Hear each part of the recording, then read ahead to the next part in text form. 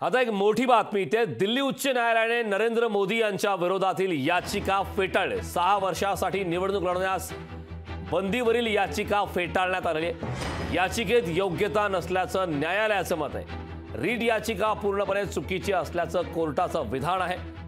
न्यायालयाने नरेंद्र मोदी यांच्या विरोधातील याचिका अखेर फेटाळलेली आहे। या याचिकेत योग्यता नसल्याचं न्यायालयाचं मत आहे। या याचिकेमध्ये 6 वर्षांसाठी निवडणूक लढवण्यास बंदी अशा प्रकारची ही याचिका होती, मात्र ती याचिका न्यायालयाने फेटाळली आहे। रीट याचिका ही पूर्णपणे चुकीचं असल्याचं कोर्टाचं विधान।